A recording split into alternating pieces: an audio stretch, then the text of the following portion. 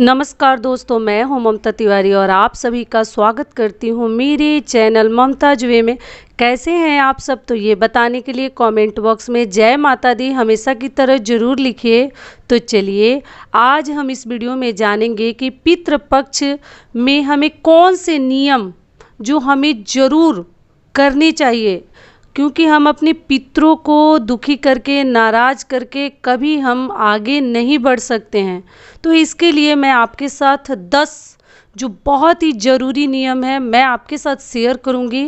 और पितृपक्ष 2021 में कितनी तारीख से कितनी तारीख तक है और हमें अपने ये 10 नियम मतलब बहुत अच्छे तरीके से निभाने हैं। तो आप बने रहिए मेरे साथ मेरे चैनल पर। अगर आपको मेरा वीडियो पसंद आता है तो प्लीज़ आप मेरे चैनल को सब्सक्राइब कर दीजिएगा, बेल आइकन को प्रेस कर दीजिएगा, जिससे मेरे वीडियो के नए नोटिफिकेशन आप लोगों के पास सबसे पहले पहुंचे। तो चलिए शुरू करते हैं। तो सबसे पहले मैं आपको बता दूं कि जो पितृपक्ष है उसमें हमें क्या करना चाहिए और क्या नहीं करना चाहिए। इन बातों का आपको तो बहुत अधिक ध्यान रखनी चाहिए। और हर शुभ कार्य में हम लोग बोलते हैं कि पूर्व के तरफ, पश्चिम के तरफ, उत्तर के तरफ मुख करके हमें बैठनी चाहिए, अपने कार्य करने चाहिए, कोई भी कार्य हो, और अपना पूजा करना चाहिए। लेकिन पितृपक्ष एक ऐसा पक्ष है उसमें जो है हमें अपने पूर्वजों को दक्षिण दिशा के तरफ मुंह करके ही उन्हें याद किया जाता है, उन्हें प्रणाम किया जाता है, या कोई भी कार्य मतलब दक्षिण दिशा को ही शुभ माना गया है पितृपक्ष में। या तो उनको भोजन दीजिए, पानी दीजिए, कुछ भी दीजिए, हमें दक्षिण के तरफ ही मुंह कर जो ही हमारे पितृ हैं, पूर्वज हैं, उन्हें हम याद करते हैं। तो सबसे पहले बता दूं कि पितृपक्ष के जो नियम हैं वो कौन से 10 नियम हैं वो आपको एकदम फॉलो करने हैं। पितृपक्ष में सबसे पहले ये चीज़ बता दूं कि घर के बड़ा आदमी ही मतलब इस नियम को निभाते हैं, जो घर में सबसे बड़े होते हैं। छोटे लोग करे ना करे वो उनके ऊपर निर्भर करता है, उनके श्रद्धा के ऊपर करता है कि वो मतलब करना चाहते हैं तो कर सकते हैं। लेकिन घर में जो गार्जियन स्वरूप है, जो मालिक है, बड़ा लड़का हो या घर के और भी बड़े कोई सदस्य हैं, वही जो है पितृपक्ष के नियम और रूल को अपनाते हैं। तो आपको अपनानी चाहिए अगर आप अपने पितरों को प्रसन्न करना चाहते हैं। तब इस साल 2021 में पितृपक्ष जो है कब प्रारंभ हो रहा है और कब समाप्त होगा? तो 20 सितंबर से पितृपक्ष जो है प्रारंभ हो रहा है और इसकी समाप्ति हो जाएगी 6 अक्टूबर को। तो उस दिन तक आपको ये सब नियम करने हैं। और जिस दिन आपके पूर्वजों की तिथि है, पितरों की तिथि है, उस दिन आपको क्या करनी है वो सभी चीज़ मैं आपको इस वीडियो में बताऊंगी। तो आप थोड़ा सा ध्यान दीजिएगा। सबसे पहला नियम मैं आपको बता देती हूँ कि ये जानवरों को आप पितृपक्ष में कभी ना मारें, ना अपमान करें, कभी मत मारिए कोई भी जानवर हो। देखिए हमारे पितृ जो हैं किस रूप में हमारा परीक्षा लेने आ जाते हैं वो हमें पता भी नहीं चलता। आपको जानवरों के ऊपर, क्योंकि बहुत सारे लोग जैसे ना जानवरों को लाठी से, डंडे से मार देते हैं, तो पितृपक्ष में आप एकदम सावधानी बरतिए कि आपके हाथ से ऐसा कुछ ना हो, किसी भी जानवर को आप ना मारें, या वो कुत्ता हो, या वो गाय हो, या वो कौवा हो, या बिल्ली हो, किसी भी रूप में किसी भी जानवर को आपको नहीं मारनी चाहिए। क्योंकि देखिए हम कितना भी कुछ भी कर ले, अगर हमारे ऊपर पितृ दोष रहता है तो हमें जैसे लगता है ना कि हमारे घर में कहीं ना कहीं से परेशानी जैसे आक्रमण करते रहती है। हम कितना भी कुछ कर ले, लेकिन हमारे पितृ अगर हमारे ऊपर नाराज रहते हैं तो हमें कभी आगे बढ़ने नहीं देते हैं। तो इसलिए हमें इन सभी बातों का थोड़ा सा जरूर हमें ध्यान रखनी चाहिए। तो आप सबसे पहले जो है जानवरों को ना मारें, 1 नंबर नियम हो गया। दूसरा नियम क्या हो गया कि आप जब कभी भी भोजन बनाते हैं अपने किचन में, रसोई घर में, तो सबसे पहले आप पितरों के लिए जो ही भोजन आपको जो बड़े हैं घर के, उनको भोजन में से थोड़ा सा बचाकर भोजन रख लेनी चाहिए पितरों को सुबह देने के लिए। देखिए वो कौवे के रूप में आए, या वो कुत्ते के रूप में आए, या वो गाय के रूप में आए, ऐसे तो हम रोज रोटी गाय को हमें देनी चाहिए। लेकिन पितृपक्ष में आप जो है जीव जंतुओं को जरूर खिलाएं। खिलाएं। पानी भी लोग देते हैं, घर के जो बड़े सदस्य होते हैं वो अपने पितरों को पूरे पितरपक्ष वो पानी भी देते हैं, तो आपको देनी चाहिए। तो छत पर या कहीं ऐसे जगह रख दीजिए जहाँ पर वो आकर पी लें, मन भर के खा लें, छींटें। थोड़ा सा आपको ध्यान रखनी चाहिए, रोज़ अपने घर से भोजन थोड़ा सा बचा कर रखिए और पितरों को देने के लिए आपको छत पर या बालकनी में दे देनी चाहिए। तो ये हो गया हमारा दूसरा नियम। तीसरा नियम क्या है कि पितृपक्ष में कभी आप कोई भी मांगलिक कार्य मत कीजिए या घर में कोई भी नया चीज़ खरीद कर मत लाइए, जो हमारे लिए बहुत अशुभ होता है, एकदम आपको नहीं लानी चाहिए।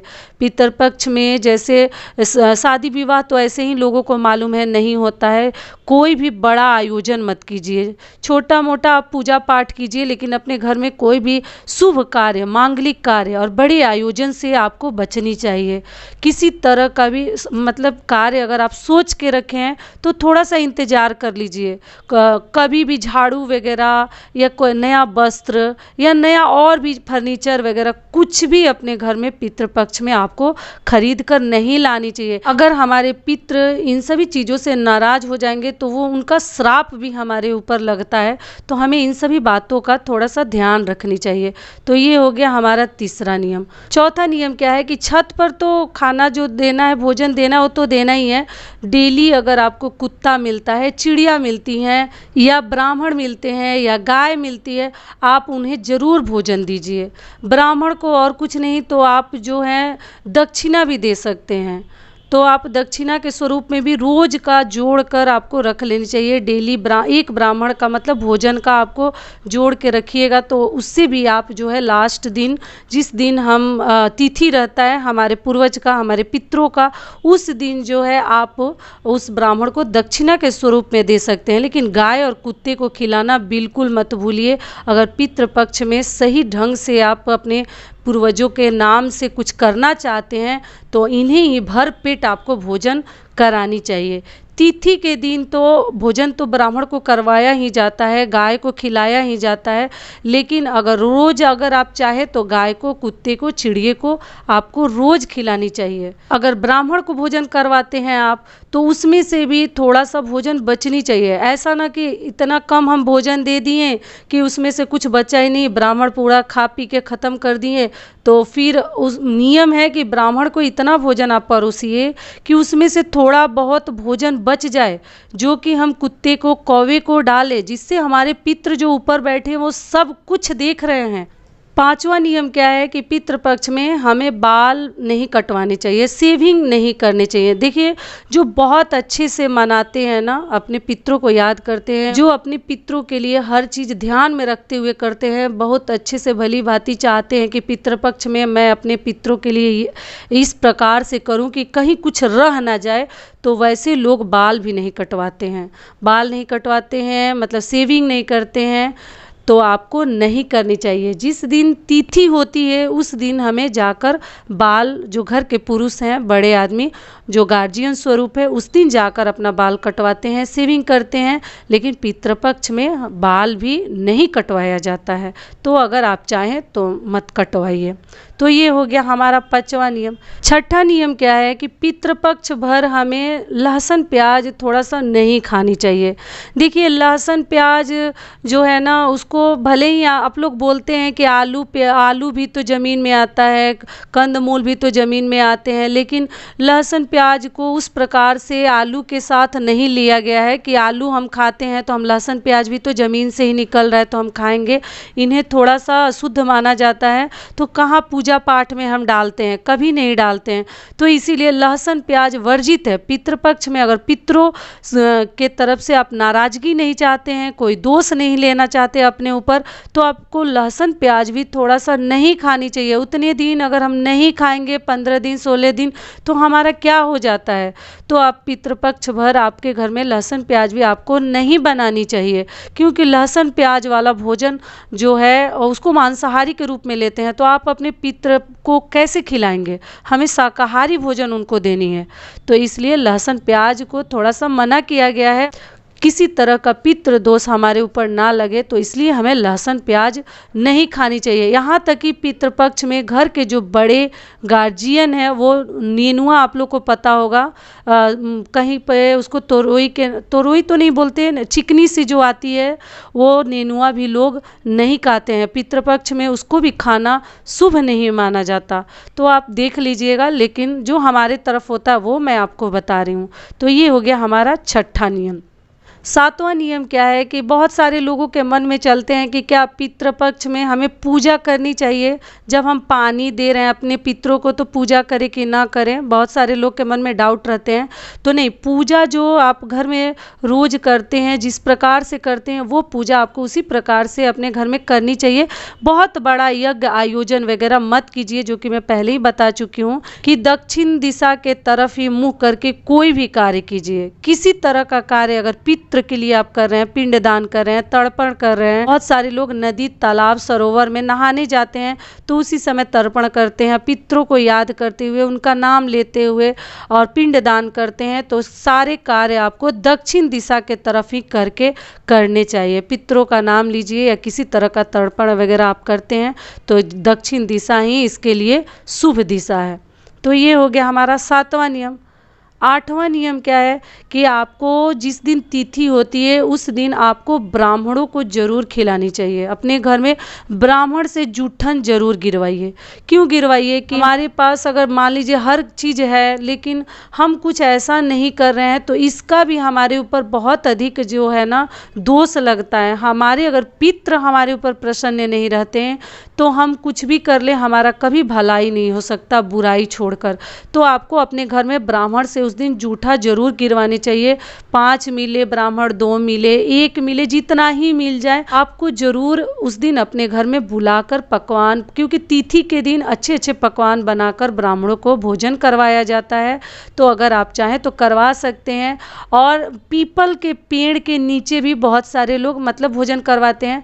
नहीं अगर वैसा करवा सकते हैं, आपको नहीं मिल रहा है, तो अपने घर में भी बुलाकर ब्राह्मणों को आपको दक्षिणा देनी चाहिए, भोजन करवानी चाहिए। मान लीजिए कि आपको ब्राह्मण नहीं मिल रहे हैं, तब आप कैसे करवाइएगा? तो आप जितने ब्राह्मण मतलब आपको करवाने हैं भोजन, उनको उतने ब्राह्मण का, जो कि मैं कई वीडियोज़ में बताती हूँ कि अगर ब्राह्मण नहीं मिलते हैं तो आप उतने ब्राह्मण का एक तो सीधा निकालते हैं तो आप सीधा भी उतने ब्राह्मण का देकर दान कर सकते हैं। मान लीजिए सिटी में सीधा भी अपनी किसको देंगे? अगर कोई लेने वाला आपको कहीं कोई ब्राह्मण नहीं मिल रहा है तो फिर वो सीधा किसको देंगे? फिर दिक्कत हो जाएगा।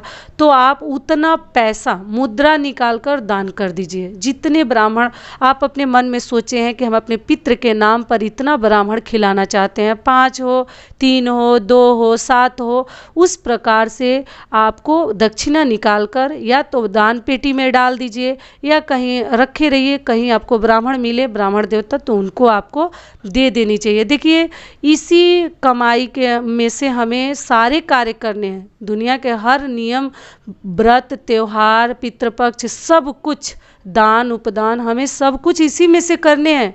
नहीं करेंगे तो फिर हमें पुण्य प्रताप कहाँ से मिलेगा? अपने पितरों को हम कैसे प्रसन्न करेंगे? तो अगर आप ब्राह्मण को खिलाते हैं, दान दक्षिणा देते हैं, हमारे जो पितृ हैं वो भी बहुत अधिक प्रसन्न रहते हैं और हमें आशीर्वाद भी मिलता है उनकी तरफ से।